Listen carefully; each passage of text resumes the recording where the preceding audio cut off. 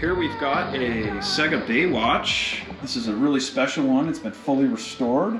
Baywatch is from 1995. It was designed by John Balser and John Borg, the Johns. Arguably one of the most underrated games out there, with just a ton of fun shots, some really good flow, and some amazing video modes. This game was quite a special find, as generally they're pretty rough, and if you're going to restore one, the most important piece in these is the playfield, because you cannot find a reproduction playfield. This one was amazingly flawless. I mean, this rollover is one of the areas that gets the most amount of wear, and you can barely see just a minimal amount up at the upper edge of that cliffy protector.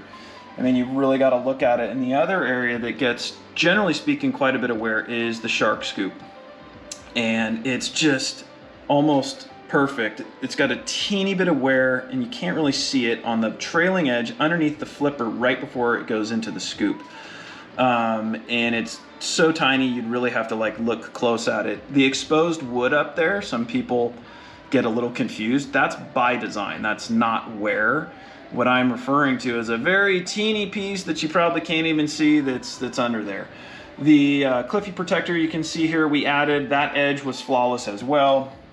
As we kind of move around the playfield, we did a mixture of ice blue and sunlight white. We've added spotlights for additional light. We've got one right here pointing into the main area of the playfield, and then we have another one up here that is pointing towards the lifeguard tower.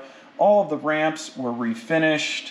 The plastic ramps were polished and flame polished as well. They look like new. We've added the inner cabinet artwork. Majority of these plastics have been replaced and or polished. We added a teeny bit of Mylar way up in the back over the SPF targets, because that area does get a lot of ball play, just as a preventative measure.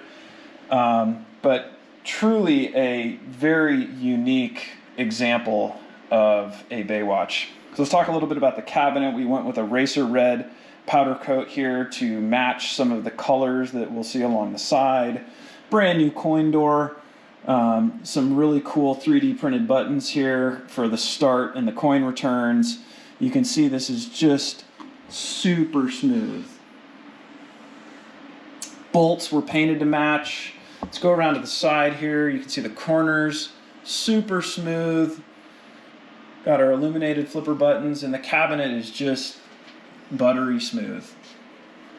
There's no imperfections in this. It was painstakingly sanded and prepped to ensure that these decals went on super smooth.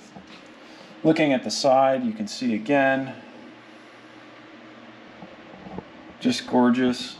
The back, we've got the factory warning information as well. As we come down here, we got the Sega decal. You can even see here the back of this cabinet is even gorgeous. You know, every detail was considered. We've got new cards here.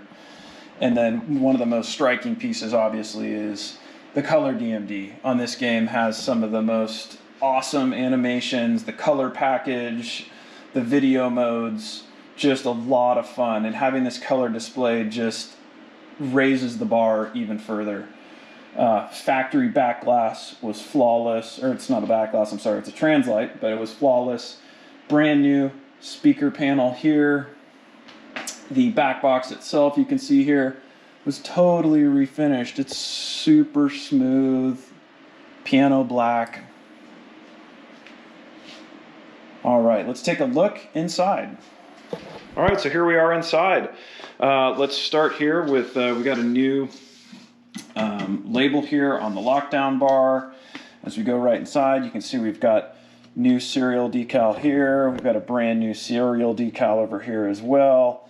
You can already tell that the inside of this cabinet was completely refinished. It was masked, and the whole bottom, everything was sanded, but the bottom was sanded and left as raw wood to have a nice contrast with the side that was refinished and repainted. We've got our interior art blades here, colored flipper buttons, both sides. All the harnesses were cleaned. Brand brand new ground braid ran throughout, so you had really solid, fresh ground. And as we move into the playfield here, you can see the bottom of the playfield is immaculate. All of the mechs were rebuilt. The harness is cleaned. All the switches were either replaced or cleaned. Drop target bank was fully rebuilt. So everything on this was completely disassembled and put back together and or replaced in the scenario where it needed to be. Subway was completely removed and cleaned as well. We have a reinforcement bracket here that's 3D printed with a piece of felt underneath it. This is notorious for breaking, so this is solid. It's going to hold that ramp there in place for the end of its time. So yeah, that's basically a summary of the bottom. We've also got a new subwoofer in here as well, and a majority of the lights in the feature lamps in the bottom of this playfield, which you can't see because they're obviously attached to the boards, were color matched to the inserts, so you get a really nice saturation on the lights on the top of the playfield. So yeah, pretty spectacular looking game. And last but not least, we'll take a look inside of the back box as well. All right, so let's take a look inside of the back box. You can see we've got all LEDs up here for our back box lighting. And as we look inside of the back box, again, super clean, basically like new. And a couple things about the main power driver board. It does have NVRAM, and you'll notice that it has socketed chips. So Chris at Pinball Pirate, thanks to him, I had him do some work to this board so that it's more serviceable in the future and also is a little bit more bulletproof.